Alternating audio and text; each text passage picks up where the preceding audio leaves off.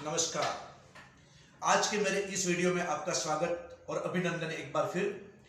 अभी कुछ वीडियो जो कि पिछले मैंने 2-3 डाले हैं वो पूरी राम सीरीज चल रही है, राम कहानी। आज मेरा जो वीडियो है वो राम कहानी का दूसरा भाग है। आज मैं बात करता हूं उन पहलुओं पर जिस पर अक्सर चर्चा नहीं होती।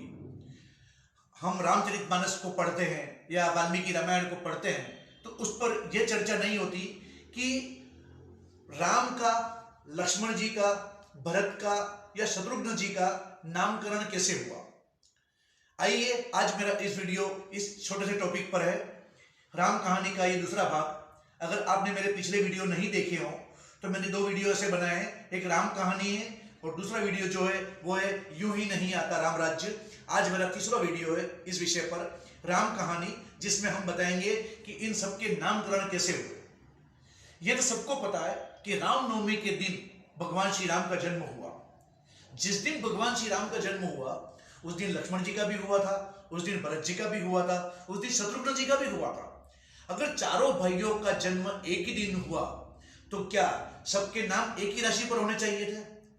राम की राशि तुला है, लक्ष्मण जी की मीन या मेष होनी चाहिए, भरत जी की धनु होनी चाहिए और शत्रुघ्न जी की कुंभ होनी चाहिए नाम के अनुसार। तो फिर ऐसा कैसे हुआ होगा?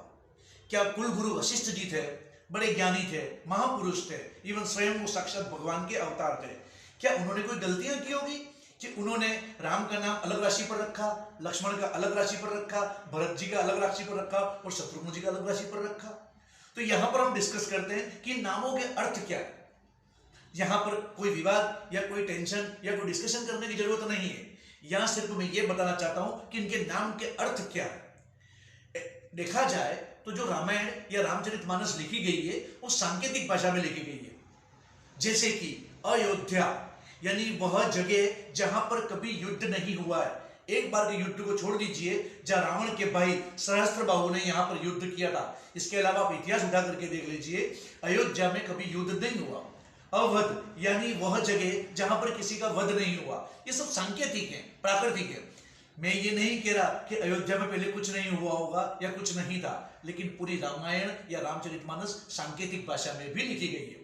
अब हम बात करते हैं राम के अर्थ का। हम आपका और मेरा जब नाम रखते हैं तो बहुत सोच समझ करके नाम रखते हैं। तो कुलगुरु वशिष्ठ जी ने जब रामायण के अंदर या दशरथ जी के सामने जब राम जी का नामकरण किया तो क्या सोच के किया होगा? राम का अर्थ होता है जिस पर पूरी दुनिया रमती है, यानी जहां पर पूरी दुनिया रम्य करती है, रमण करती है, उसका नाम राम। तो इस प्रकार से राम का नामकरण हुआ। राम यानी जिसके अंदर पूरी दुनिया रम जाए, सब कुछ जिसके अंदर संचालित हो। दूसरा, राम शब्द 3 शब्दों से मिलकर बना है, रकार, उकार, मकार। यह एक प्रकार से ओम यानी एक प्रकार से नाद ब्रह्म की प्रतीक है। यानी जब हम उच्चारित करते हैं राम तो ये ऑटोमेटिकली हम नाद ब्रह्म को ही आवाज लगाते हैं, कॉस्मिक शब्द को ही आकर्षित करते हैं। इसीलिए राम नाम को इतना पवित्र, इतना महान और इतना तारक मंत्र कहा गया है। भगवान शिव जी भी कहते हैं, जब पार्वती जी ने पूछा कि सबसे बड़ा तारक मंत्र कौन सा है, आप बताइए, तो शिव जी ने कहा राम। राम यह सबसे बड़ा तारक मंत्र है इस विश्व का। तो राम का अर्थ यह हुआ जिसमें रकार, उकार, बकार संचालित हैं। साथ ही दूसरी बड़ी बात यह कि जिसमें पूरी दुनिया रमण करती है वो राम। अब बात करते हैं भरत। भरत यानी कौन? जब राम वन में गए तो पूरी अयोध्या का जिसने भरण पोषण किया, यानी जिसने रक्षा की चरण पादुका के साथ में और पूरे राज्य को संभाला, इस कारण से उसका नाम रखा गया भरत, यानी वह जो भरण पोषण करे। अब बात आती है लक्ष्मण। लक्ष्मण जी यानी कहते हैं कि जिसके अंदर 32 लक्षण पूरे के पूरे पाए जाते हैं। आप सामुद्रिक शास्त्र का अध्ययन करेंगे तो आपको पता चलेगा कि 32 लक्षण होते कौन से हैं। जैसे कि जीभ कैसे रंग की हो, होंठ कैसे रंग के हो, कंधे कैसे हो, आपकी भुजाएं कैसी हो और आपका स्वभाव कैसा हो। ये कुल मिलाकर के 32 लक्षण है। और कहा जाता है कि आज तक के इतिहास में सिर्फ 2 व्यक्ति ऐसे या 2 महापुरुष ऐसे हुए हैं जिनके 32 लक्षण थे या 32 लक्ष्मण थे। वो थे एक तो श्री लक्ष्मण जी और दूसरे श्री महात्मा बुद्ध। इसके अलावा 32 लक्षण का कोई भी नहीं हुआ। इसी कारण से वशिष्ठ जी ने इनका नाम लक्ष्मण जी रखा। चौथा और अंतिम, शत्रुघ्न जी ने। आपने पूरी रामचरितमानस पढ़ी हो या रामायण देखी हो या रामायण पढ़ी हो तो आपको पता होगा कि सभी ने किसी न किसी ने हथियार उठाया और मारा। शत्रुघ्न जी ने किसी को नहीं मारा।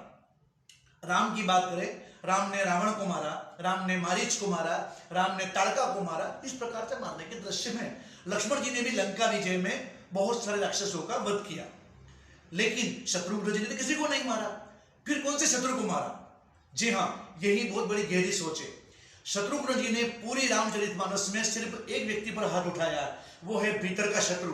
भीतर का शत्रु कौन था? भीतर का शत्रु थी मंथरा। मंथरा जब शत्रुघ्न जी और भरत जी को आके कहती है कि राम को वनवास हुआ और भरत जी को राजगद्दी हुई है और माता कैकेयी ने ये वरदान मांगा है, तो भरत और शत्रुघ्न जी बहुत गुस्सा हो गए। और शत्रुघ्न जी को जब गुस्सा आया तो उन्होंने मंथरा को एक लात लगाई, और ये जो लात लगाई यानी मंथरा जो भीतर की शत्रु है, वह व्यक्ति जो भीतर के शत्रु को मारे उसको शत्रुघ्न, जो 32 लक्षणों वाला हो वो लक्ष्मण, जो भरण पोषण करे वो भरत, और जिसमें दुनिया रमी हुई हो वो राम। ये मेरा वीडियो छोटा सा सिर्फ ये बताने के लिए था कि पूरी मानस सांकेतिक भाषा में भी लिखी गई है या रामायण सांकेतिक भाषा में भी लिखी गई है। आपको ये मेरा वीडियो कैसा लगा? अगर अच्छा लगा हो तो लाइक कीजिएगा, अगर और अच्छा लगा हो तो शेयर कीजिएगा, सब्सक्राइब नहीं किया हो तो सब्सक्राइब कीजिएगा। तब तक के लिए धन्यवाद। अगला वीडियो बहुत ही इंटरेस्टिंग लेकर के आ रहा हूँ। जय श्री राम।